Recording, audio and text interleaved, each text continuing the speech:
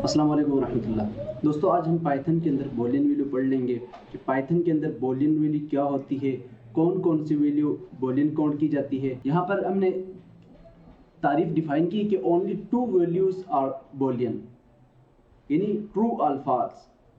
दो वैल्यू हमारे पास पाइथन के अंदर बूलियन काउंट की जाती है, एक ट्रू दूसरा फॉल्स। अब हम पाइथन के अंदर ये दो वैल्यूज क्यों यूज करते हैं, तो इस लाइन में हमें इसकी जो वजह है वो बता दी। Use to check condition and programming.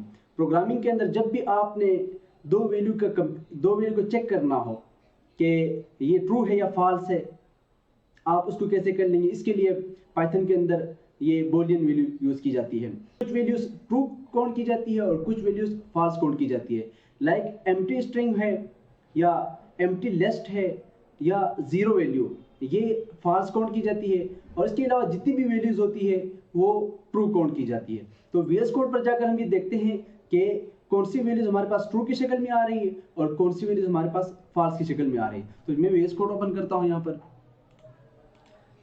एक वेरिएबल डिफाइन कर लेता हूँ, उसको एक वैल्यू में असाइन कर लेता हूँ। Like num is equal to 10। अब मैं यहाँ पर प्रिंट करता हूँ, प्रिंट 7 लेस देन num।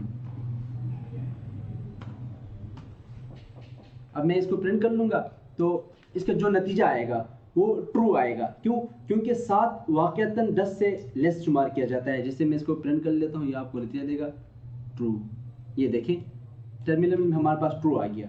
ठीक है, तो जब भी दो वैल्यू को कंपेयर करना हो उसके लिए हम बूलियन जो वैल्यू होती है वो इस्तेमाल करते हैं। अब कौन सी वैल्यू बूलियन किस फंक्शन के जरिए हम ये मालूम कर लेते हैं, तो वो बोल वैल्यू, इसको जो फंक्शन है वो बोल है। ठीक है, तो यहाँ पर मैं चेक करता हूँ कि एक में एम्प्टी स्ट्रिंग डिफाइन कर लेता हूँ, एक जीरो, एक वेरिएबल डिफाइन करता हूँ, उसको मैं जीरो असाइन कर लेता हूँ। और इस पर मैं ये इसको चेक करता हूँ कि ये ट्रू है या फॉल्स है। लाइक यहाँ पर name is equal to Zahid,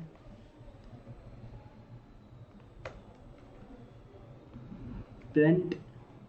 अभी आपने अगर चेक करना है कि यार ये ट्रू वैल्यू है या फॉल्स है, तो इसके लिए जो फंक्शन है वो बोल फंक्शन होता है। मैं यहाँ पर लिखता हूँ नेम, ये भी इसने ट्रू दे दिया। ठीक है, तो जो भी वैल्यू नॉन स्ट्रिंग हो, non empty string, non zero, ठीक है, वो सारे के सारे ट्रू शुमार की जाती है। और जो एम्प्टी स्ट्रिंग है या जो जीरो वैल्यू है वो फॉल्स काउंट किए जाते हैं। जैसे मैं यहाँ पर एक वेरिएबल डिफाइन कर लेता हूँ, उसको मैं जीरो असाइन कर लेता हूँ। लाइक ये मैं कमेंट कर लेता हूँ यहाँ पर, value is equal to zero. अब मैं इसी पर एक फंक्शन कॉल कर लेता हूँ बोल का, ये फॉल्स दे दिया। देखिए आप, इसने यहाँ पर क्या फॉल्स नतीजा दे दिया।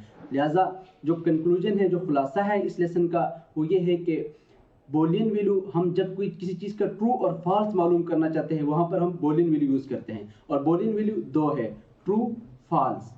और जब भी किसी चीज़ के दरमियान आपने किसी चीज़ की कंडीशन मालूम करनी हो वहाँ पर आप ट्रू और फॉल्स यूज़ करते हैं। उम्मीद है ये सबक आपको समझ आ चुका होगा। अगर कहीं भी कोई कंफ्यूजन है तो आप कमेंट में वो सेक्शन हाईलाइट कर सकते हैं, उस पर मैं आपको वीडियो बनाऊंगा या आपकी कमेंट का आंसर करके आपको जवाब दे दूंगा।